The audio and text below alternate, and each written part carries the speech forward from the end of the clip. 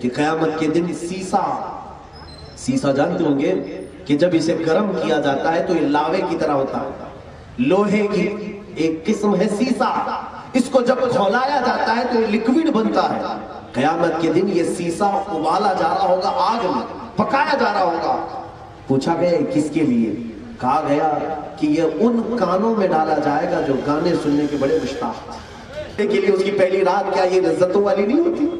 حضرت حنظلہ رات، میرے عزیزوں ہمیں کون سی زندگی گزارنی چاہیے، وہ آج کی بات ہے۔ عزیزان گرامی وقار، رسول کریم صلی اللہ تعالیٰ علیہ وسلم کی بارگاہ میں ایک نوجوان آیا ہے۔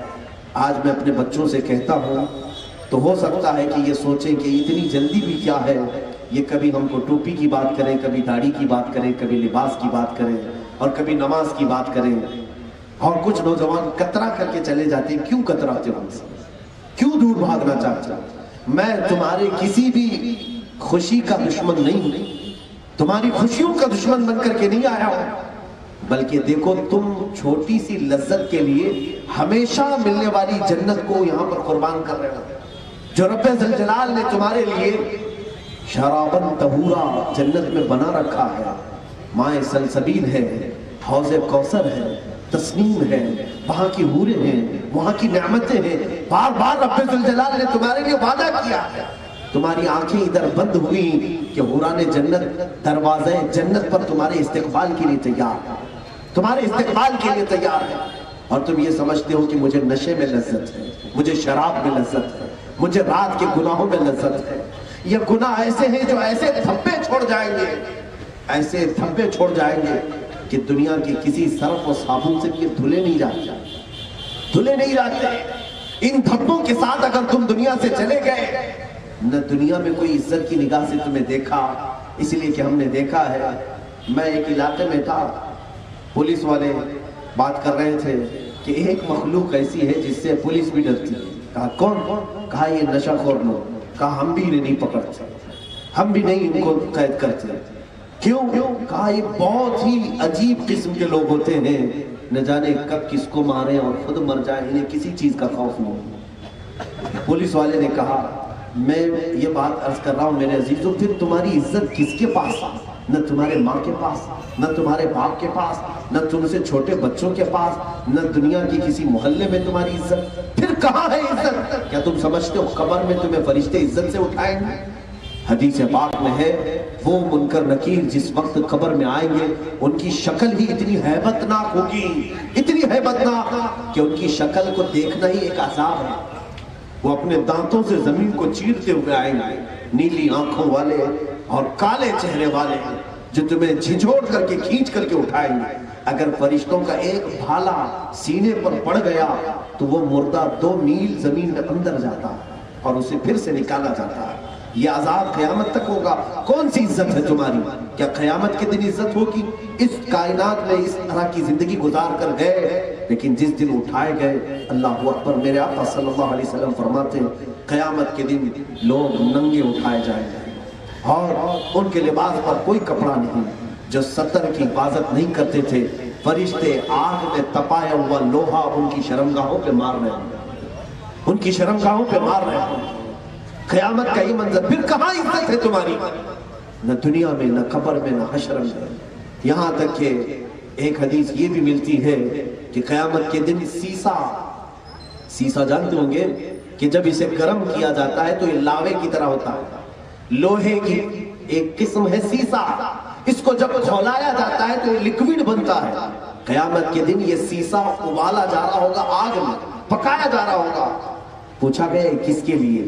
کہا گیا کہ یہ ان کانوں میں ڈالا جائے گا جو گانے سننے کے بڑے مشتاق ہیں، ان کو گرم سیسا ڈالا جائے گا جو دنیاوی لذتوں سے اپنے کانوں کو بھرتے تھے۔ میرے عزیزوں پھر کون سی زندگی میں ہے تمہاری یہ عزت؟ ایک عزت میں آپ کو بتاؤں، اسلام کے اندر تم آئے ہو تو پورے داخل ہو جاؤ، پھر دیکھنا محلے کا ہر بچہ تمہاری عزت کرے گا۔ تمہاری ماں کی نگاہوں میں تمہاری عزت ہے، تمہارے باپ کی نگاہ میں تمہاری عزت ہے، تمہارے چھوٹوں کی نگاہ میں عزت ہے، بڑوں کی نگاہ میں عزت ہے۔ قبر میں جس وقت جاؤ گے، میرے آقا کا فرمان ہے، نکیرین سے میرے آقا فرمائیں گے اسے ذرا آہستہ جگانا، یہ میرا غلام، وہاں عزت ہے. قیامت کے دن اٹھایا جائے گا, اس کا نام پکارا جائے گا, فلاں بن فلاں آ جائے, رسول اللہ کے جھنڈے تلے اسے بلایا جائے گا, وہاں بھی عزت ہے. اور جب اس کا حساب ہو جائے گا, اللہ کی طرف سے اسے حکم ہوگا, تو جا رہا ہے, دنیا میں اپنے آپ کو بچایا تھا, تجھے اختیار دیتا ہوں, جس پر تیری نظر پڑے اسے بھی اپنے ساتھ لے جا سکتا. قیامت کے دن یہ عزت ہے. میرے عزیزوں, ہمیں کون سی زندگی گزارنی چاہیے, وہ آج ہی طے کر لو, آج ہی طے کر لو. میں ایک نوجوان کی بات کرتا ہوں جن کی زندگی تھی, آج آپ لوگ یہ سوچتے ہوں گے ہمارے ماں باپ ہیں, ہماری بیوی بچے ہیں, ہمارے بھی بہت سارے رشتہ دار ہیں, ساری چیزیں چھوڑ کر کے ہم کیسی زندگی گزاریں. آپ کون سی زندگی کی بات کر رہے ہیں؟ سنو, حضرت حنظلہ رضی اللہ تعالیٰ, مدینہ طیبہ میں شادی ہوئی, آج کے دن دوپہر کے نکاح ہوا, اور شام کو اسی دن ایسا ہوا کہ مکہ کے مشرکین اور کفار نے مدینے پر حملہ کرنے کی ٹھان لی, اور پورا مجمع مکہ کا مدینہ طیبہ کی طرف آ گیا حملہ کرنے کے لیے. یہ جو جنگ احد ہوئی تھی, مدینے سے صرف 5 کلومیٹر دور وہ پڑاؤ ڈال کر کے رک گئے تھے. جس دن حضرت حنظلہ کی شادی ہوئی, اسی دن شادی ہوئی, نکاح ہوا ہے, اور مدینے کی حسین ترین ایک خوبصورت خاتون سے انہوں نے نکاح کیا تھا, اور ان کے قریب کی تھی. اب وہ نکاح کے بعد جب اپنے گھر لے آئے, تو اسی شام کو اللہ کے حبیب صلی اللہ تعالیٰ علیہ وسلم نے اپنے اعلان جنگ فرمایا کہ دیکھو مشرکین مکہ نے مدینے پر حملہ کرنے کا ارادہ کر لیا ہے. دیکھو وطن کی حفاظت تو میرے آقا نے اسی وقت صحابہ سے سکھائی, صحابہ کو سکھائے. جنگ حضور لڑنے کے لیے گئے نہیں تھے, مکہ والے آئے تھے مدینہ تباہ کرنے کے لیے. یہ تو ہمارے کردار ہے میرے عزیزوں, جو ہمارے وطن کی طرف آنکھ اٹھا کر کے بھی دیکھے. میرے آقا نے تو ہمیں جہاد کا حکم دیا, جہاد کا حکم دیا. تو یہ جنگ احد جو ہوئی تھی, وہ مدینے کی خرابی کرنے کے لیے مکہ کے مشرکین آئے تھے. حضور نے صفوں کو ترتیب دینا شروع کیا, رات کے وقت سارے صحابہ کو بلایا, اس میں حضرت حنظلہ بھی. جب گئے وہاں مشورے چل رہے تھے, میرے آقا صلی اللہ علیہ وسلم سے قریب جا کر حضرت حنظلہ کہتے ہیں, یا رسول اللہ صلی اللہ علیہ وسلم, آج ہی میری شادی ہوئی, آج ہی میری دلہن گھر پہ آئی, اگر آپ اجازت دے دیں تو آج میری پہلی رات ہے, میں اپنی دلہن کے ساتھ منا لوں. اللہ کے حبیب صلی اللہ علیہ وسلم نے فرمایا, جا تجھے اجازت. انہوں نے کہا, یا رسول اللہ آج پہلی رات گزاروں گا اور کل آپ کے ساتھ حاضر ہونے کی کوشش کروں گا. پہلی رات جب وہ گئے, اپنی شب عروسی ہے جس کو شب زفاف کہا جاتا ہے, حضرت حنظلہ رضی اللہ تعالیٰ اپنی اس نئی نویلی دلہن کے ساتھ شباشی فرما رہے ہیں. رات کا آخری پہر ہے. میرے عزیز, ایک نوجوان زندگی کے لیے یہ سب سے حسین رات ہو سکتی ہے. جو لوگ عیاشی میں مصروف ہو کر سوچتے ہیں یہاں بڑی لذتوں کی زندگی ہے, لیکن ایک دولہے کے لیے اس کی پہلی رات کیا یہ لذتوں والی نہیں ہوتی؟ حضرت حنظلہ رات کے آخری پہر بے قراری سے بستر پہ اٹھتے ہیں اور اپنی شریک حیات, اپنی رفیق حیات, اپنی بیوی سے کہتے ہیں, دیکھو مجھے آوازیں آ رہی ہیں رسول کریم صلی اللہ علیہ وسلم, میرے آقا صلی اللہ تعالیٰ علیہ وسلم نوجوان صحابہ کی صفیں لگا رہے ہیں, فجر کی نماز سے پہلے کی بات ہے, مجھے آوازیں آ رہی ہیں, جنگ کے طبل بج رہے ہیں, مجھے گھبراہٹ ہو رہی ہے, بے قراری ہو رہی ہے, میں زیادہ دیر تک تمہارے ساتھ بیٹھ نہیں سکتا, میں جانا چاہتا ہوں میرے مصطفیٰ کریم صلی اللہ علیہ وسلم کی صفوں میں شریک ہو جاؤں. تم کیا چاہتی ہو, کیا تمہاری اجازت ہے؟ اس نئی نویلی دلہن نے رونا دھونا نہیں شروع کیا, بلکہ کہا, ہے میرے سرتاج, خدا حافظ, اللہ حافظ, آپ جائیں رسول کریم صلی اللہ علیہ وسلم کے ساتھ, اس لیے کہ ہمارا جینا مرنا انہی کی رضا کے لیے, اگر وہ راضی ہے تو زندگی ہے, آپ جائیں. کہا, تجھے اس بات کا غم نہیں کہ میں وہاں پر قتل ہو جاؤں؟ اس بیوی نے مسکرا کر کے کہا, غم کس بات کا, صحیح سلامت لوٹو گے تو ساری عورتوں میں فخر سے کہوں گی میں ایک غازی کی بیوی ہوں, اور اگر شہید ہو گئے تب بھی میں عورتوں میں فخر کروں گی کہ شہید کی بیوہ, مجھے اس بات کا غم نہیں ہوگا. اسی وقت فجر کی نماز سے پہلے حضرت حنظلہ کو رخصت کیا, وہ انہی کپڑوں میں شریک جنگ ہو گئے, جہاد میں تشریف لائے. اللہ کے حبیب صلی اللہ تعالیٰ علیہ وسلم احد کے میدان میں ہیں, اور یہ دوپہر کا وقت ہے جب گھمسان کی جنگ تھی. پہلے مسلمانوں کو فتح مبین حاصل ہوئی, اس کے بعد تھوڑی سی کچھ خطائیں تھیں. تفسیر میں آپ نے سنا ہوگا جس کی وجہ سے کفار و مشرکین غلبہ پائے اور تقریباً 70 صحابہ جام شہادت نوش کر گئے تھے. 70 صحابہ کی جانیں گئی تھی. ان میں ایک صحابی حضرت حنظلہ بھی تھے جو پہلی رات کے دولہا تھے. اسی دن ان کے جسم پر اتنی تیریں آئی، اتنے تیر لگے کہ وہ اٹھ نہ سکے. ان تیروں کے ساتھ وہ میدان جنگ میں لوٹ پوٹ ہوتے رہے، یہاں تک کہ جب شام کا وقت ہوا لاشیں جمع کی جا رہی تھیں، لاشیں جمع کی جا رہی تھیں، سب کی لاشیں آئی. حضور پاک صلی اللہ تعالیٰ علیہ وسلم نے سب لاشوں پر نماز پڑھی، لیکن حضرت حنظلہ کی لاش وہاں پر کہیں نہیں مل رہی تھی، ان کا جسم نہیں تھا. صحابہ نے کہا حنظلہ کو شہید ہوتے ہوئے تو دیکھا ہے لیکن لاش کہاں ہے؟ حضور پاک صلی اللہ تعالیٰ علیہ وسلم نے آسمانوں کی طرف دیکھا، مسکرایا، پھر فرمایا کہ فلاں جگہ دیکھو ان کی لاش ہوگی. صحابہ گئے تو دیکھا ان کی لاش مبارک بالکل غسل کی ہوئی اور دھوئی ہوئی وہاں رکھی ہوئی تھی.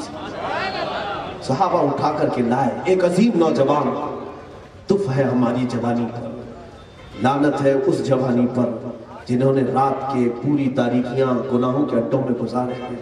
اس عظیم نوجوان کی لاش کو جب لایا گیا میرے آقا صلی اللہ تعالیٰ علیہ وسلم کے پاس، صحابہ کھڑے تھے، پوچھا آقا یہ نہایا ہوا دکھ رہا ہے؟ حضور نے فرمایا ہاں، جیسے ہی یہ شہید ہوا اس کو اللہ کے فرشتے اوپر لے کر گئے، اسے اٹھا کر لے گئے اور اسے جنت کے پانی سے غسل کر کے واپس لائے. صحابہ نے پوچھا یا رسول اللہ شہید کے لیے تو غسل بھی نہیں کفن بھی نہیں ہے، آپ ہی نے تو فرمایا. شہید کا مسئلہ کیا ہے جانتے ہیں آپ؟ جو شہید ہوتا ہے اس کے لیے کفن بھی نہیں ہے، غسل بھی نہیں. وہ جن کپڑوں میں شہید ہوا ہے انہی کپڑوں کے ساتھ اسے دفن کیا جاتا ہے. یہ اس کا اعزاز ہے، یہ اس کی عزت ہے. یہ ہم ہیں کہ ہمارے کپڑے اتار لیے جاتے ہیں، اس دنیا کے کپڑے پہن کے جاؤ. اس دنیا کے کپڑے نہیں، وہ قبر کی دنیا کے کپڑے الگ ہیں، نہا کر کے کفن پہن کے جاؤ. لیکن شہید کے لیے نہیں، اللہ نے اس کے لیے فرمایا ہے جو کپڑے تو وہاں پہنتا تھا وہی پہن کر میرے پاس آ جا، اس لیے کہ انہی کپڑوں میں وہ اللہ سے ملاقات کرنے کا. تو یہ حنظلہ کو کیسے غسل دیا گیا؟ صحابہ نے پوچھا جب شہید کو غسل نہیں تو فرشتوں نے غسل کیسے دیا ہے؟ میرے آقا صلی اللہ علیہ وسلم نے فرمایا اے میرے صحابہ، حنظلہ کو جو غسل دیا گیا ہے یہ موت کا غسل نہیں ہے، یہ جنابت کا غسل ہے. جاؤ اس کی بیوی سے پوچھ لینا، وہ تمہیں بتائے گی. ان کی بیوی سے پوچھا گیا تو کہا کہ یہ رات تو میرے ساتھ گزارے لیکن اتنی بے قراری تھی ان کی کہ ان کو نہانے کا تک وقت نہیں ملا اور شریک جہاد ہو گئے. سوچا کہ اس میں اگر وقت ضائع کروں تو کہیں رسول اللہ آگے نہ چلے جائیں، صحابہ کی صفیں مجھے چھوڑ کر نہ چلی جائیں. اسی حالت میں آئے اور شہید ہوئے، لیکن اللہ کے ملائکہ نے انہیں غسل جنابت عطا کیا. میرے عزیزوں، یہ وہ عظیم نوجوان ہمارے آج کے نوجوانوں میں کیا پوزیشن ہے آج دیکھیں. ہم رات تو پوری کسی کام کے لیے گزار سکتے ہیں لیکن میرے مولا کے لیے ایک لمحہ کھڑا ہونا ہمارے لیے دشوار ہے. جو ہمیں ماں کے پیٹ سے لے کر اب تک پال رہا ہے، ہمیں غیب سے وہ ہوائیں دے رہا ہے، ہمارے رزق کا پورا انتظام کیا ہے، لیکن آج ہماری زندگی اس کی نافرمانی. اس پوری زمین کو دیکھو، تم نے گواہ بنا رکھا ہے اس زمین کو اپنے گناہوں کے دھبوں سے. یہ زمین گواہی دے گی قیامت کے دن. یہ سارے دھبے جو ہم نے گناہ کے چھوڑے یہ قیامت کے دن بتائے گی مولا سے اے رب ذوالجلال میرے اس حصے کو اس نے گناہوں سے لال کیا، اس حصے پر بیٹھ کر کے یہ تماشے کرتا رہا، تیری نافرمانی کرتا رہا. دیکھنا آج اگر میری یہ باتیں آپ کے اوپر سے جا رہی ہوں، کل تمہاری اور میری ملاقات قیامت کے دن ہوگی تو فیصلہ ہو جائے گا. میرے عزیزوں، میں لفاظی کرنے کا عادی نہیں ہوں، میں دل سے کہہ رہا ہوں. میں ان بچوں کو آج بھی بلاتا ہوں، آج بھی بلا رہا ہوں، وقت ہے مولا تمہیں واپس لے لیں. تمہاری زندگی گزارنے کے وہ سلیقے نہیں ہیں، وہ طریقے نہیں ہیں جو تم نے بنا رکھے ہیں. کچھ کردار میں اتنی بلندیاں پیدا کرو کہ دنیا تمہارے نقش قدم پر چلنے میں فخر محسوس کرے، تمہارے نقش قدم پہ چلنے میں فخر محسوس کرے. دو اور نوجوان مجھے دکھتے ہیں تاریخ میں، دو اور نوجوان، ایک کا نام ہے محمد بن قاسم، دوسرے کا نام ہے طارق بن زیاد. دونوں کی عمر 17 سال اور 19 سال کے قریب ہے. 17 سال یہ ٹین ایج ہے، بھڑکتی ہوئی جوانی جس میں کوئی قابو میں نہیں ہوتا. لیکن ٹین ایجر وہ جانتے ہیں ان کو ماں باپ کی باتیں بری لگتی ہیں، نصیحت کرنے والے انہیں دشمن لگتے ہیں. سنو اسلام کا ٹین ایجر کیا ہوتا ہے، وہ اس طرح سے عیاشی میں اور بائک رائڈنگ میں مشہور اسلامی نوجوان نہیں ہے۔ ٹین ایجر کیا کرتے ہیں جانتے ہیں آپ؟ عرب کی سرزمین پر جب عموی خلافت کا زمانہ تھا، حجاج بن یوسف گورنر، اگرچہ وہ ظالم رہا ہو، اس زمانے میں ایک حال ایسا ہوا کہ سرندیپ یعنی سری لنکا کے قریب جو بادشاہ تھے، یہ ان کے تعلقات عربوں سے اچھے تھے، تو سرندیپ کا جو بادشاہ تھا وہ ایک پورے جہاز میں وہاں کے جو مسلمان تاجر تھے جو عرب سے آئے تھے، جن کا انتقال ہوا تھا، ان کی بیواؤں کو جہاز میں سوار کر کے عرب بھیج رہا تھا۔ اچھا بادشاہ تھا سری لنکا کا بادشاہ۔ یہ اس صدی کی بات کر رہا ہوں، 90 ہجری کے قریب، حضور صلی اللہ علیہ وسلم کی وفات کے 80 سال بعد یہ بادشاہ جہاز میں بیٹھا کر کے جو بیوہ عورتیں تھیں عربوں کی، مسلمانوں کی، انہیں بھیج رہا تھا، اور حج کا موسم آ گیا تھا، تو جو عورتیں اور جو بچے ہوئے مسلمان تھے، انہوں نے احرام بھی باندھ لیا تھا کہ ہم حج کے لیے جائیں، لیکن وہ کشتی بہک کر کے دریا یعنی سمندر میں، بحر عرب میں راستہ بھٹک کر کے کراچی کا جو ساحل ہے، بیبل کا ساحل اس کو کہا جاتا، وہاں لگ گئی۔ وہاں پر ایک ظالم بادشاہ راجہ طاہر، اس کی حکومت تھی۔ یہ اس وقت کی بات کر رہا ہوں میں جب ہند پورا اکھنڈ بھارت جس کو کہتے ہیں، پاکستان کوئی الگ ملک نہیں تھا، ہندوستان میں تھا، تو اس وقت ہند کا بادشاہ راجہ طاہر ایک بڑا ظالم تھا۔ اس کے کچھ گنڈوں نے اس پوری جہاز پر قبضہ کیا، اور جتنی عورتیں تھیں ان کو سب قبضہ کر کے اپنے حوالے کر لیا، اور ان کی عزتیں لوٹنا شروع کر دیا۔ جو عورتیں ان کے ہاتھ میں آئی تو کچھ نوجوان اس میں سے جو بچ گئے، اپنی جان بچائے، یا جو عرب جو بچے ہوئے تھے، جو مسافر، وہ اپنی جان بچا کر عرب پہنچ گئے۔ اب سنو، اس وقت غالباً یہ بغداد کی بات ہے، تو بغداد میں یہ پہنچے، کچھ تاجر جو لٹے ہوئے تھے، انہوں نے اپنا قصہ سنایا کہ ہم سری لنکا سے چلے تھے، لیکن راجہ طاہر کے غنڈوں نے ہمیں پکڑا، ہماری عورتوں کو قید کر لیا ہے، اور ان کے ساتھ ظلم و ستم کی ایک بڑی کہانی شروع ہو چکی ہے۔ یہ جب وہ بیان کر رہے تھے جو لٹے ہوئے تاجر، اس وقت حجاج بن یوسف کے پاس 19 سال کا نوجوان محمد بن قاسم کھڑا تھا۔ اس نے پوچھا کہ کیا ہوا، تم نے کیا کہا، پھر سے سناؤ۔ تو وہ تاجروں نے، لٹے ہوئے تاجروں نے کہا، وہاں پھنسی ہوئی عورتیں جن کی عزت اور عصمت لوٹی جا رہی تھی، وہ پکار رہی تھی، کہاں ہے وہ اسلام کے عظیم نوجوان جو ہماری عزتوں کی حفاظت کرتے تھے۔ رسول کریم صلی اللہ تعالیٰ علیہ وسلم کی طرف ان کی آس لگی ہوئی تھی کہ وہ نوجوان کہاں ہے جو عورتوں کی حفاظت کرتے تھے۔ تو وہ تاجر جیسے یہ واقعہ بیان کر رہا تھا، محمد بن قاسم کو جلال آیا بغداد، 19 سال کا جوان جلال میں کہتا ہے، لبیک یا اختی، اے میری بہن، میں حاضر ہو رہا ہوں، میں آ رہا ہوں تیری حفاظت کے لیے۔ اسی وقت شامی فوج 6000 سے 10,000 کے قریب لشکر لے کر یہ محمد بن قاسم 19 سال کا جوان آیا ہندوستان میں۔ سب سے پہلا قافلہ 19 سال کے سپہ سالار کے ساتھ ہندوستان میں آیا ہے۔ جب وہ سندھ کے علاقے میں آیا تو راجہ طاہر سے پہلے ریکویسٹ کیا گیا کہ ان غریبوں کو چھوڑ دو، آزاد کر دو، ان کے ساتھ ظلم نہ کرو، ان کی عزتیں نہ لوٹو۔ لیکن راجہ طاہر کو اپنی فوج پر، اپنی طاقت پر بڑا غرور تھا، اور یہ 6000 سے 10,000 کا لشکر راجہ طاہر کے تقریباً 80,000 کے لشکر سے مقابلہ کرنے کے لیے تیار کھڑا تھا۔ 80,000 کے لشکر سے تیار کھڑا تھا، کہا ہم اپنی جانیں دے دیں گے لیکن اپنی بہنوں کو تم سے چھڑا کر رہیں گے، ہم کسی خاتون کی عزت لٹنے نہیں دیں گے۔ اللہ رب العزت نے وہ فتح مبین عطا کی کہ یہ ساری فوج قبضے میں آئی، راجہ طاہر بھی قیدی بنا، اور پھر قید میں ہی وہ مر بھی گیا، اور سندھ کے علاقے میں سب سے پہلے اسلام کا پرچم لہرانے والا 19 سال کا جوان محمد بن قاسم تھا۔ سب سے پہلا جوان اسلامی پرچم بلند کیا، لیکن کسی کے ساتھ زور زبردستی نہیں کیا۔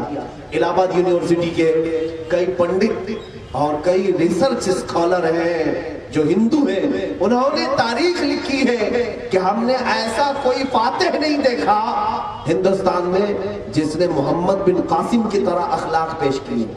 یہ ہم نے کہہ رہے ہیں، ہندوؤں نے لکھا ہے، ہندوؤں نے اپنی کتابوں میں لکھا ہے۔ 19 سال کا یہ سپہ سالار پورے ہندوستان میں اعلان کر رہا تھا کہ جس کو جس دین میں رہنا ہے وہ خوشی سے رہے، جس کو مندر میں جانا ہے وہ مندر میں جائے، جس کو مسجد میں آنا ہے وہ مسجد میں اللہ کے حضور آئے۔ اور محمد بن قاسم نے ایسے اخلاق پیش کیے تھے کہ واپس جب محمد بن قاسم صرف 1-2 سال کے بعد عرب واپس گئے تو پورا ہندوستان ان کی موت پر رو رہا تھا۔ اس علاقے کے پورے ہندو رو رہے تھے کہ ہم نے ایسا فرشتہ صفت انسان نہیں دیکھا جو پوری عورتوں کی عزت کے لیے اکیلا کھڑا ہوتا تھا۔ محمد بن قاسم کی وفات صرف 20 یا 21 سال کی عمر میں ہو گئی تھی۔ 21 سال کی عمر میں اتنا عظیم کارنامہ۔ آج تم جو کلمہ پڑھ رہے ہو یہ انہی نوجوانوں کا دین ہے میرے عزیزوں۔ یہ اسلام کا پرچم انہوں نے بلند کیا تھا۔ آج تمہارے پاس بھی اللہ نے جوانی دی ہے، طاقت و قوت تمہارے پاس بھی ہے، لیکن ایسی مجبور طاقت اور ایسی مجبور جوانی کہ ہر کوئی ہمارے ساتھ گیند کی طرح کھیلنے کے لیے تیار ہے۔ ایک ہے طارق بن زیاد، راجہ روڈرک کے نام سے، یہ اسپین کا بادشاہ تھا، اندلس اس وقت نام تھا۔ اس بادشاہ، یہ عیسائی بادشاہ تھا روڈرک کے نام سے، طارق بن زیاد، یہ بھی 21 سال کا جوان ہے۔ یہ بھی اسی خاطر عرب سے سب سے پہلے سمندر کا سفر پار کر کے جانے والے بحری بیڑے میں یہ لوگوں کا عظیم نام آتا ہے۔ طارق بن زیاد جس وقت اسپین میں پہنچے ان کے ساتھ صرف 12,000 کا لشکر تھا، اور آتے ساتھ ہی سمندر سے سفر کر کے آئے ہیں، اسپین میں اترے۔ عرب کہاں ہے؟ یورپ کہاں ہے؟ اسپین یورپ کا ملک ہے، یورپ میں آتا ہے، اور وہ عربی لوگ تھے، سب سے پہلے سمندر کا سفر طے کر کے آئے، اور جیسے ہی ساحل پر پہنچے، اندلس کے ساحل پر، طارق بن زیاد نے کہا جتنی کشتیوں میں ہم بیٹھ کر کے آئے ہیں سائڈ لگاؤ، سب پر تیل چھڑکا اور آگ لگا دی۔ ساری کشتیوں کو آگ لگایا۔ فوجی پوچھ رہے تھے یہ کشتیاں کیا کی تمہاری، کیوں ان کو جلا رہے ہو؟ کہا اس لیے کہ ہمارے پاس صرف 2 ہی آپشن ہے، یا تو شہادت ہے یا تو فتح عظیم۔ واپس جانے کا آپشن رکھو ہی مت کہ ہم نے کشتیاں جلا دی، کوئی واپس جانے کا سوچے ہی مت۔ یہ عظیم ہمتیں لے کر کے وہ نوجوان چلے تھے اور پوری دنیا کو عدل و انصاف کا سبق بھی سکھایا تھا۔ راجہ روڈرک جس نے ایک عورت کو اپنے حرم میں رکھ کر کے اس کی عزت لوٹی تھی، اسے قید کیا، 8 دن کی مشقتوں کے بعد طارق بن زیاد کو فتح ملی تھی۔ کتنی فوج کے ساتھ مقابلہ کیا تھا جانتے؟ طارق بن زیاد کے پاس 12,000 آرمی تھی اور راجہ روڈرک کے پاس 1,00,000 کی آرمی تھی، اور مقابلہ کرنے والے یہ نوجوان کبھی ہمت پست نہیں، ان کا یقین تھا اللہ ہمارے ساتھ، اللہ ہمارے ساتھ ہے۔ عزیزان گرامی وقار، وہ توکل میں آج تمہارے دلوں میں بھرنا چاہتا ہوں۔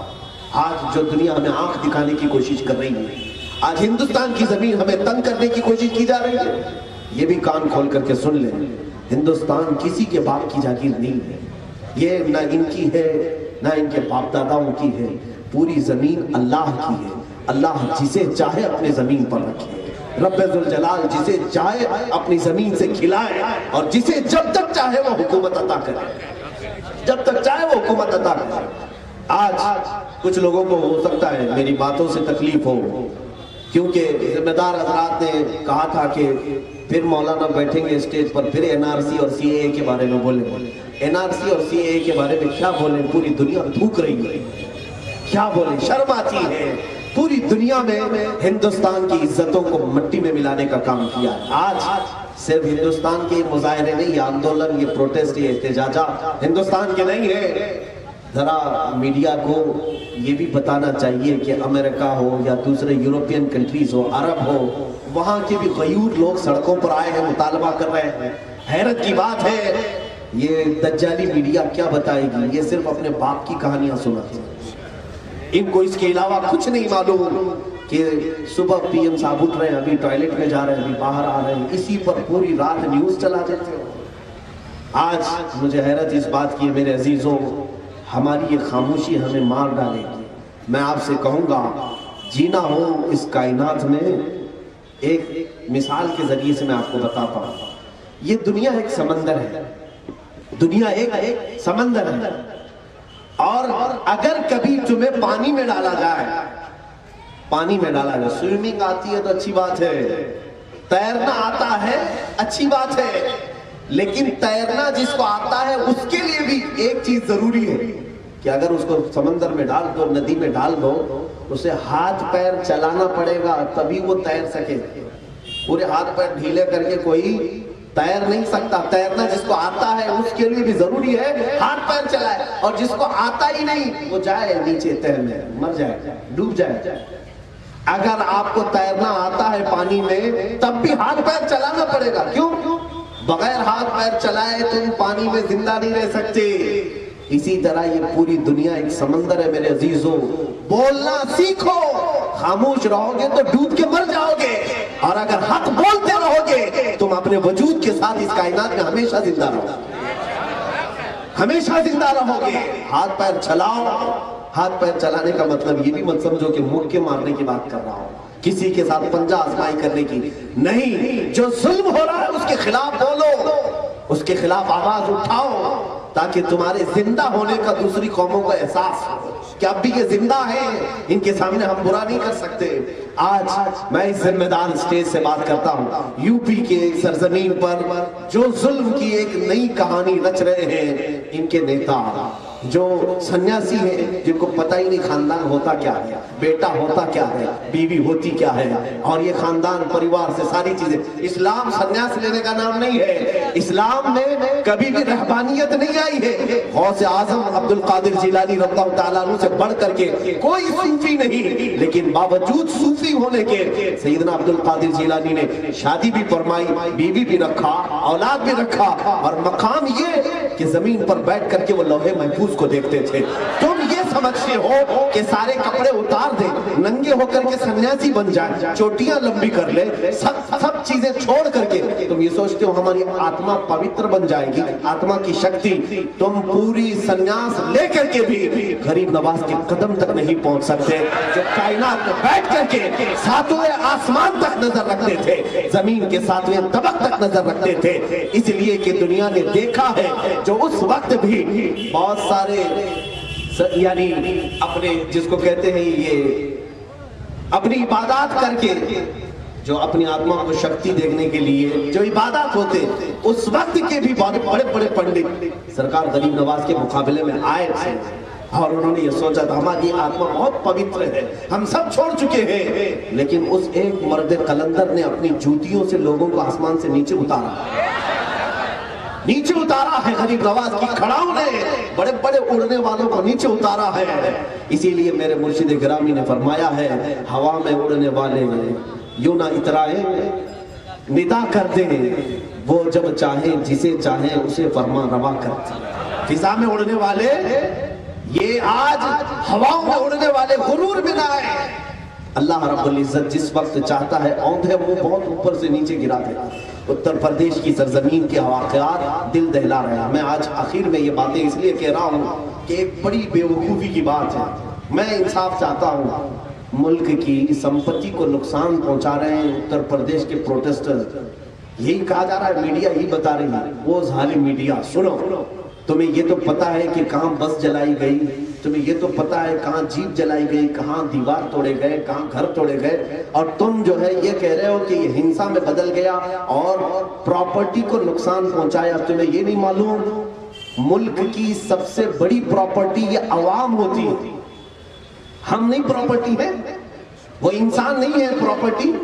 ملک کی سب سے بڑی پراپرٹی تو عوام ہے, پیپل ہے. انہی سے تو پورا ملک چلتا ہے. تو اس عوام پر گولی چلی, اس کو نہیں بتاتے یہ سب سے بڑا نقصان ہے. تمہیں جیپ جلنے کا تو نظر آ گیا, لیکن کتنے جوان جل گئے اس کا نہیں نظر آتا. آج ہم یہ مطالبہ کرتے ہیں کہ تقریباً وہاں شہیدوں کی قطار بڑھتی جا رہی ہے, مرنے والوں کی تعداد بڑھتی جا رہی ہے. ہندوستان جمہوری ملک ہے, ہمیں جمہوریت کے ساتھ جینے کا حق دیا جائے. ہاں پہچانو, میں یہ نہیں کہتا کہ جو گنڈا گردی کر رہے ہیں پروٹیسٹ میں یا احتجاجات میں پکڑو, لیکن تم پکڑ نہیں سکتے. اس لیے کہ جس کو بھی پکڑو گے جب تلاش لو گے تو پھر وہ خاکی چڈی والا ہی نکلے گا, وہی نکلے گا. تم نہیں پکڑ سکتے. تمہیں معلوم ہے کہ بلوائی اور دنگائی کون ہوتا ہے, اور یہ بغیر تحقیق کے انجان لوگوں کو، ایسے لوگوں کو پکڑ رہے ہو جن کی 1 مہینے کی 1 سال کی دودھ پیتی بچی ہے، ماں اور باپ کو جیلوں میں اندر ڈال کر کے رکھے ہو، بچی دودھ کے لیے تڑپ رہی ہے، تم کہتے ہو یہ دنگائی ہے۔ میرے عزیزوں، میں پرزور مذمت کرتا ہوں، لیکن ساتھ ہی میں آج یہ مذمت صرف میں نے اس لیے کیا ہے کہ اس بھرے ممبر سے یہ سال ختم ہونے والا ہے، میں ان شہیدوں کے لیے بھی دعا گو ہوں، اللہ تعالیٰ نے ان کو اپنے جبار رحمت میں جگاتا ہے، اس لیے کہ وہ ملک کی قوانین کی حفاظت کے لیے نکلے تھے، جن کا ایمان تھا اللہ تعالیٰ ان کی مغفرت ضرور فرمائے۔ میرے عزیزوں، آخری باتیں یہ ہیں کہ میں نوجوانوں کی ذمہ داریاں بتا رہا تھا، یہ آخری میری باتیں، میرا میسج ہے، سن لیں۔ بہت دیر ہو چکی ہے، بہت وقت ہو چکا ہے، ہماری زندگیوں کے دن و رات بیتتے ہوئے اب کسی کے چہرے کے بال سفید ہونے لگ گئے، کسی کی کمر جھکنے لگ گئی ہے، کسی کے دانت ہلنے لگ چکے ہیں، وہ تو اب اللہ کے حضور جانے کی تیاریوں میں ہیں، لیکن جو نوجوان یہ سوچتا ہے میرے ہاتھ پیر ابھی چل رہے ہیں، میرے اندر ابھی قوت ہے، میرے اندر طاقت ہے، میں اپنی نظروں سے جس چاہے عورت کو دیکھ سکتا ہوں، میں جس کو چاہے اپنے جال میں اپنی محبت میں پھنسا کر اپنی عیش کی زندگی گزار سکتا ہوں، یہ تمہاری خام خیالی ہے۔ ان لذتوں میں اگر تم نے اپنا وقت برباد کیا، اللہ کی ناراضگی ہمیشہ کے لیے مول لیا، اور قبر کی یہ زمین، یہ جس زمین پر تم چلتے ہو تمہیں معلوم نہیں، روزانہ یہ زمین اللہ سے یہ کہتی ہے، اے مولا اس ظالم کو جلدی تو موت دے تاکہ یہ میرے اندر آئے تو میں اسے دکھا دوں کہ اللہ کی زمین پر تو نے کیا کیا کیا تھا۔ یہ زمین روز کہتی ہے، تو جن لوگوں نے اپنی زندگی کو اور اس زمین کو اپنے گناہوں سے لال کیا وہ توبہ کر لے۔ دنیا میں کئی ایسی چیزیں ہیں آپ کو معلوم نہیں، حدیث میں موجود ہے، ہوائیں اللہ سے عرض کرتی ہے، اے اللہ تو اجازت دے دے ابھی ہم ان کو اڑا دیں، ان کے بھیجے اڑ جائیں۔ سمندر دعا کرتا ہے، اے کریم، اے اللہ تو مجھے اجازت دے دے، میں باہر نکل کر کے آؤں، ان کو تباہ کر دوں گا جو شہر کو رنگ رلیوں میں لال کیے ہوئے ہیں، لیکن وہ قادر مطلق ہے، وہ میرا مہربان مولا ہے۔ ان پوری طاقتوں سے کہتا ہے، فرماتا ہے، اے سمندر واپس پلٹ جا، خاموش ہو جاؤ، اے ہواؤ نرم ہو جاؤ، مت میرے بندوں کو ہلاک کرو، اس لیے کہ میں ان کے توبہ کا انتظار کر رہا ہوں، میں ان کے پلٹ آنے کا انتظار کر رہا ہوں۔ وہ رب کائنات تمہارے انتظار میں ہے، تم کب پلٹو گے، تم کس وقت پلٹو گے؟ آج پوری دنیا، پوری کائنات تمہارے اخلاق کے گن گاتی تھی، آج بھی گائے گی، یہ ہزار پروپیگنڈا کرے، لیکن تم اپنے اخلاق سے پوری دنیا کو آج بھی جیت سکتے ہو، میرے سے آج بھی جیت سکتے ہو۔ ایک نوجوان کو انقلاب پیدا کرے، مجھے وہ افغانستان کے اس عظیم نوجوان کی بات یاد آتی ہے، ایک امریکن رپورٹر جو صحافی تھی اخبار کی، وہ میڈیا رپورٹر ہے، افغانستان میں وہ رپورٹنگ کے لیے گئی ہوئی تھی، اس نے آرٹیکل لکھا ہے، امریکن لیڈی ہے، جب طالبان کے ساتھ جنگ چل رہی تھی نیٹو افواج کی، وہ کہتی ہے کہ میں جب افغان میں تھی ایک وقت ایسا آیا جنگ کے حالات کی میں رپورٹنگ کرتی تھی، جوان عورت ہے، ایک علاقے میں گئی تو میں نے دیکھا کہ یہاں پر ہمارے ہی ملک کے فوجی، ہو سکتا ہے نیٹو افواج میں یورپین فوجی بھی تھے، انگلینڈ کے بھی تھے، برٹش تھے، تو کچھ فوجی اس کو گرفتار کر لی، اس عورت، اندھیرا تھا راستے میں، اور فوجیوں کو مہینوں جو باہر رکھا جاتا ہے ان کی شہوانی خواہشیں بڑھ جاتی ہیں، تو انہوں نے میرے ساتھ دست درازی کی، میرے کپڑے اتارنا شروع کیا ایک تاریک جھاڑیوں میں، تو اسی وقت اچانک ایک نوجوان آیا، یا ایک یا دو نوجوان ادھر سے گزر رہے تھے، مسجد میں اذان ہو رہی تھی اور یہ کوئی مسلم نوجوان تھا، انہوں نے جھاڑیوں میں میری شور سنی تو وہ دوڑ کر کے آئے، اور جیسے ہی وہ آئے ایسا تیز حملہ کیا کہ یہ فوجی ادھر سے بھاگ گئے، کیونکہ وہ غلط کام کر رہے تھے اس لیے منہ چھپا کر بھاگ گئے۔ یہ عورت کہتی ہے کہ یہ دو نوجوان مجھے اٹھا کر کے لائے اور لے کر کے گئے، ایک کمرے میں بند کر دیا، مجھ سے پوچھا کہاں کی ہو، کیا ہے، میں نے بتایا میں امریکہ کی ہوں، رپورٹر ہوں، میڈیا ایک صحافی، تو اس کو بند کر دیا۔ اب یہ خاتون کہتی ہے وہ فوجی تو ٹھیک تھے لیکن یہ مسلمان تو اور بھی خطرناک ہوتے ہیں، ان کے ہاتھوں میں پھنس گئی، کیونکہ ہر ایک کے دماغ میں یہی پھنسا ہوا ہے، دنیا نے پورا ایک پروپیگنڈا پھیلا ہوا ہے کہ مسلمان قاتل ہوتے ہیں، یہ عزتوں کو لوٹ لیتے ہیں، یہ بدنگاہی کرتے ہیں، معاذ اللہ۔ دنیا نے جن لوگوں کا چہرہ پیش کیا ہے وہ کوئی اور ہوں گے، اسلام میں پلنے والا ایک جوان بچہ بھی آتنکواد ہوتا ہی نہیں، دہشت گرد ہوتا ہی نہیں، اس لیے کہ جو دہشت گرد ہو اس کا اسلام سے کوئی تعلق نہیں۔ ताल्लुक ही नहीं। इस्लामी तालीमात पढ़ने वाला कभी दहशतगर्दी क्यों करेगा? मेरे अजीजों, वो खातून ये सोचती है कहां मैं ये जवानों के अंदर फंस गई, अब शायद ये मेरी इज्जत के साथ खिलवाड़ करेंगे, पूरी रात मेरे साथ पता नहीं क्या होगा। वो कहती है मैं इसी डर के मारे सहम करके अपने कमरे में रात बिता रही थी, अचानक दरवाजा खुला, थोड़ा सा दरवाजा खुला, एक जवान ने मुझे कपड़े अंदर दिए, नए कपड़े थे, कपड़े आ गए, मेरे कपड़े सब जगह जगह से फटे हुए थे, मेरा जिस्म दिख रहा था, मैंने कपड़े तब्दील कर लिए।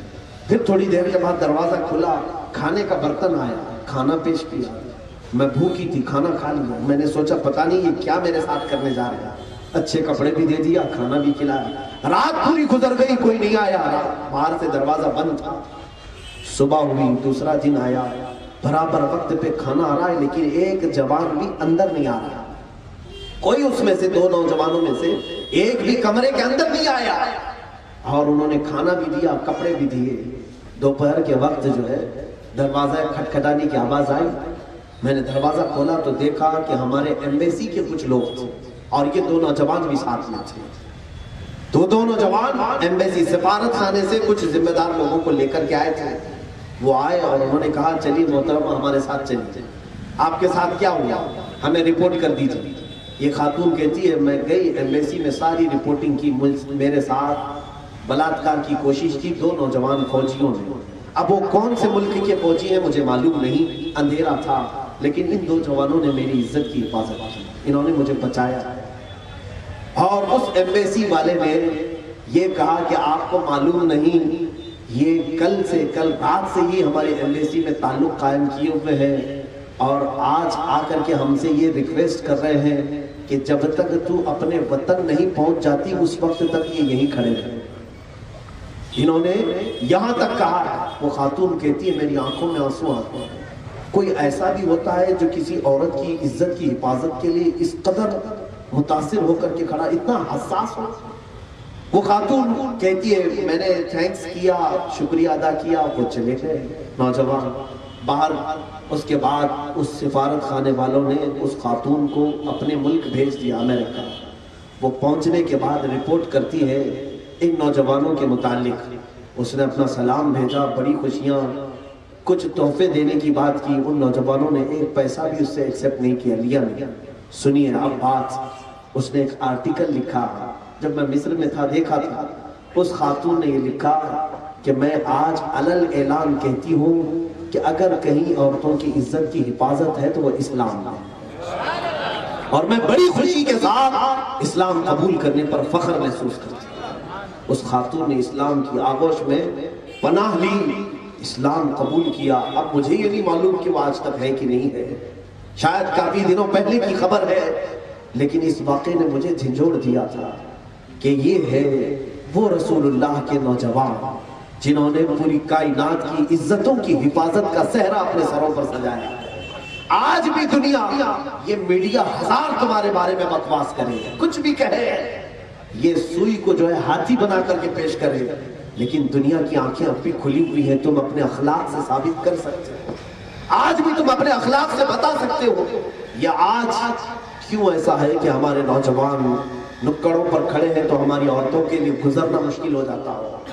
तुम में से कोई नौजवान की जिम्मेदारी क्यों नहीं लेता कि अगर मैं किसी औरत पर बदनिगाही करता हूं तो खामखा क्यों मैं ऐसी बात करूं जो मैं मेरी मां के साथ नहीं पसंद करता? क्या आप अपनी मां के साथ ये पसंद करते हो कि कोई दूसरा तुम्हारी मां की तरफ बदनिगाही करे, बुरी नजर से देखे?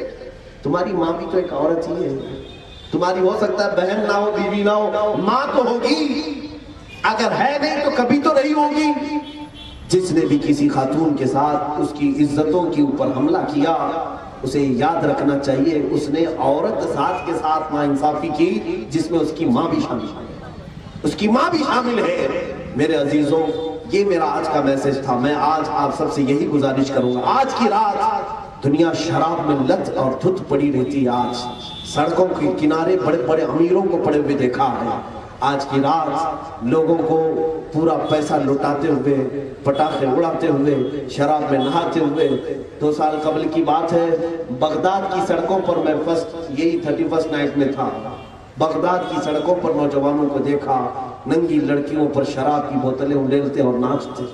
معاذ اللہ رب العالمین، میں نے یہی محسوس کیا، یہی ان کی حرکتیں ہیں جو اللہ کا عذاب ان کے اوپر آیا ہوا ہے۔ آج بھی وہ جینے کے لیے بہت جوجھ رہے ہیں، لیکن ان گناہوں سے وہ توبہ نہیں کر پا رہے ہیں۔ میرے عزیزوں، اگر آج کے آپ کے ہاں اتنا خراب ماحول نہیں ہے تو بچ جاؤ۔ میں نے کل ہی ایک اخبار کے رپورٹر سے یہ کہا تھا، ہم 31 نائٹ سے اس لیے مناتے ہیں کہ ہمارے محلے کے نوجوان آج کی رات یہ وعدہ کرتے ہیں، یہ عہد کرتے ہیں کہ آج سال کا آخری دن ہے، سال کا آخری پہر ہے، یہ رات ہے، ہم یہ نہیں چاہتے کہ یہ سال ہمارا گناہوں پر ختم ہو جائے، ہم یہ چاہتے ہیں کہ آج کا یہ آخری لمحہ اللہ کے ذکر پر ختم ہو جائے، ہم یہ چاہتے ہیں۔ میں نے وہ اخبار کے نمائندے سے یہ کہا تھا، ہمارے محلے کے نوجوان یہ وعدہ کرتے ہیں، عہد کرتے ہیں کہ نہ ہم عیاشی کریں گے نہ اور کسی کو عیاشی کرنے دیں گے، نہ ہم گناہ کریں گے نہ کسی اور کو گناہ کی طرف جانے دیں گے۔ آج یہ ہم عہد کرتے ہیں کسی کی زندگی میں خلل اندازی نہیں کریں گے۔ آج ہم یہ عہد کرتے ہیں کہ ہم اپنی نگاہوں کی آج رات حفاظت کریں گے، اس لیے کہ وہ مولا مجھے رات میں بھی دیکھ رہا ہے اور دن میں بھی دیکھ رہا ہے۔ عزیزان گرامی وقار، میں نے آج آپ سب سے یہ جو بھی باتیں کی ہیں، اللہ ہمیں کامیابی اس میں عطا کرے کہ ہمارے گھر کا ہر بچہ پوری کائنات کی ترقی کے لیے اپنے حصے پیش کرے۔ ہمارے اندر آج بھی علی بن عیسیٰ الحمدانی جیسے عظیم سائنسدان پیدا ہو، ابو القاسم زہراوی پیدا ہو، ابن سینا پیدا ہو، ابو علی سینا پیدا ہو، امام محمد رازی پیدا ہو، ابن حیثم پیدا ہو، عمر فاروق پیدا ہو، صدیق اکبر پیدا ہو، ان کے نقش جمیل پیدا ہو۔ ظاہر سی بات ہے وہ شخصیتیں تو نہ آ سکیں گی، لیکن ان کا عکس پیدا ہو سکتا ہے، ان کی شبہ لے کر کے اخلاق میں کوئی آ سکتا ہے۔ اے میرے عزیز نوجوانوں، اے میرے حاضرین محترم، آج کی رات ہم ذکر کے لیے اپنی مسجد میں جمع ہوتے ہیں، جیسے پچھلے سال بھی جمع ہوئے تھے۔ رات کو ہم ذکر الہی میں گزارتے ہیں، گھنٹہ 1.5 گھنٹے کی بات ہے۔ میں جوانوں سے آج پھر سے گزارش کروں گا کہ رات کو آ جاؤ، آج ہم رات کو گزارتے ہیں ذکر میں۔ اس کا فائدہ یہ ہوگا، میرا مولا بہت غیرت مند ہے، بہت غیور ہے کہ جس نے سال کے آخری لمحے کو اس کے ذکر میں گزارا، جب ہماری زندگی کا آخری دن آئے گا وہ مولا ہماری زبانوں پر خود ہی ذکر جاری کرے گا، وہ ذکر جاری کرے گا، وہ ارشاد فرمائے گا میرا یہ وہ بندہ ہے جب اس کی زندگی کا 1 سال ختم ہونے والا ہوتا تو سال کی آخری رات پر یہ میرے ذکر میں مصروف ہوتا تھا۔ اے فرشتوں، جب اس کی زندگی کی آخری رات آئی ہے اسے تنہا نہ چھوڑو، اگرچہ پورا جسم اس کا فالج میں آ گیا ہو لیکن اس کے دل میں میرا ذکر جاری کرو۔ یقین جانو جنہوں نے اس سال کی آخری لمحات کو اللہ کے ذکر میں گزارا، میرا یہ یقین کہتا ہے جب دنیا کی تمہاری آخری رات آئے گی، جب زندگی کی آخری رات آئے گی، مولا تمہیں شراب کی حالت میں نہیں اٹھائے گا، مولا تمہیں نشے کی حالت میں نہیں اٹھائے گا، تمہیں ننگا نہیں اٹھائے گا۔ رب ذوالجلال غیور ہے، وہ تمہاری زندگی کی آخری رات کو اپنے ذکر جمیل میں اٹھائے گا اور اللہ تمہیں پاک و صاف کر کے اٹھائے گا۔ اور دوسرا ہمارا پلان یہ بھی ہے، میں نے ذکر کے لیے آج کی رات مخصوص کیا ہے، پچھلے سال بھی ذکر کیا تھا، آج بھی کریں گے انشاءاللہ مدینہ جامع مسجد میں، لیکن ایک اور آپ کے لیے آپشن میں پیش کرتا ہوں، زبردستی نہیں، فورس نہیں، لیکن میری طرف سے سجھاؤ مشورہ ہے کہ کل کا جو دن آئے گا، آج رات ہم سحری کریں گے اور کل سال کا پہلا دن ہے اور ہم روزے سے افتتاح، روزے سے اس کی شروعات کریں گے۔ کل کا پہلا دن انشاءاللہ العزیز، ہمارے بچے بہت سارے ہیں، سارے مدرسے کے طلبہ یہ سب روزہ رکھیں گے انشاءاللہ العزیز۔ کل مغرب میں ہم ساتھ افطار کریں گے، صرف اس لیے میں یہ کہہ رہا ہوں کہ جس کی زندگی کی سال کا پہلا دن روزے کے عالم میں شروع ہو اور سال کی آخری رات ذکر پر ختم ہو، انشاءاللہ میرے رب سے امید ہے کہ بیچ میں جو کچھ بھی ہوا تھا مولا سب معاف کر دے گا، سب معاف کرے گا۔ اس نے افتتاح عبادت سے کی ہے اور اختتام ذکر پر کیا ہے، بیچ میں جو کچھ بھی ہوا تھا غیب سے اس کے نامہ اعمال سے برائیاں مٹا دی جائیں۔ آؤ دعا کرو رب ذوالجلال کی بارگاہ میں، مولا کریم خدا آج ہم عہد کرتے ہیں آج کی رات عیاشیوں میں نہ گزاریں گے، گناہوں پر نہ جائیں گے، ہم ظلم و ستم کو اپنی آنکھوں سے نہیں دیکھیں گے۔ اے رب ذوالجلال تو غیب سے ہمیں گناہوں سے بچنے کی توفیق عطا فرما، تو جو چاہے تو میل میرے دل کے دھلے۔ اے مولا ہماری ہماری آنکھوں کی حفاظت فرما، ہمارے جسموں کی حفاظت فرما، ہمارے ہاتھوں اور پیروں کو ظلم سے بچا لے۔ اے رب قدیر ہماری زبان کو غلط چیزوں سے بچا لے۔ اے کریم خدا ارحم الراحمین، جتنے بچے جوان بوڑھے مرد خواتین یہاں پر ہیں، الہ العالمین سب یہ عہد کرنے کے لیے بیٹھے ہیں کہ ہماری زندگی کا 1 سال ختم ہونے کو آیا ہے۔ الہ العالمین جب ہماری زندگی کی آخری رات ہے، جب ہم اس دنیا کو چھوڑ کر رخصت ہونے والے مولا تو ہمیں امن و امان کے ساتھ اٹھا، ہمارے جنازے تیرے ذکر پر اٹھائے جائیں۔ الہ العالمین ہماری لاشیں تیرے ذکر پر اٹھائی جائیں۔ اے قدیر و جبار خدا، ہندوستان کے پورے ماحول کے لیے میں تجھ سے دعا گو ہوں، جہاں کہیں ظلم و ستم ہو رہا ہے ظالموں کو تو کیفر کردار تک پہنچا دے، شریر کو تو کیفر کردار تک پہنچا دے۔ اے مولا وقت کے فرعون اور وقت کے نمرود جو طاقتوں اور قوتوں کے مالک بنے بیٹھے ہیں، جو طاغوتی قوتیں آج تخت پر براجمان ہیں، اے کریم خدا ان کے تختوں کو تو الٹ دے۔ اے الہ العالمین فرعون کو جس طرح غرق کیا، وقت کے ظالم فرعونوں کو تو تباہ و برباد فرما۔ اے رب ذوالجلال جو اسلام و مسلمانوں کی طرف بری نگاہ اٹھائے، قدیر و جبار خدا تو اس کے لیے کافی ہو جا، تو اس کے لیے کافی ہو جا، تو اس کے لیے کافی ہو جا۔ حسبنا اللہ و نعم الوکیل، نعم المولا و نعم النصیر، وآخر دعوانا الحمدللہ رب العالمین۔ سلام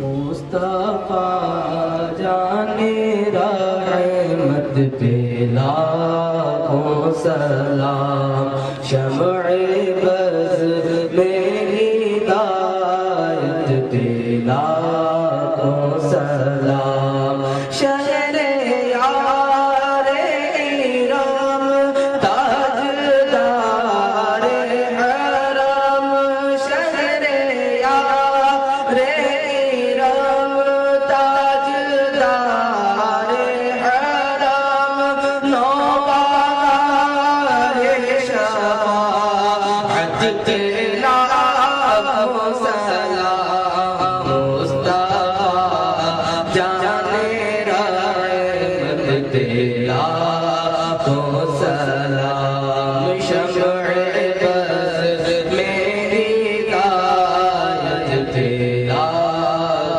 سلام، کاش محشر میں جب ان کی آمد ہو اور بھیجے سب ان کی شوقت تیرا سلام، مجھ سے خدمت کے خود سیکھائیں رضا، مجھ سے خدمت کے خود سیکھائیں رضا، مصطفیٰ جانے رحمت تیرا سلام، مصطفیٰ جانے رحمت تیرا سلام، شمع بز میں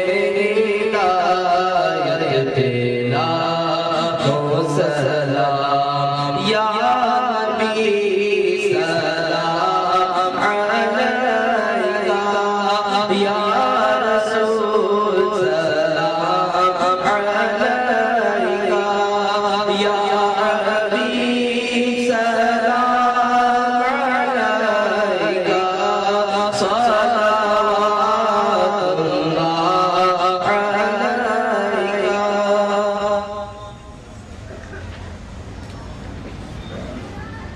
الصلاة والسلام عليك يا رسول الله، الصلاة والسلام عليك يا نبي الله وعلى آلك وأصحابك يا خير خلق الله صلى الله تعالى عليه وسلم، يا رسول الله انظر حالنا، يا حبيب الله اسمع قالنا، إننا في بحر غم مغرقون، خذ أيدينا سهل لنا إشكالنا، يا رب بالمصطفى بلغ مقاصدنا واغفر لنا ما مضى يا واسع الكرم۔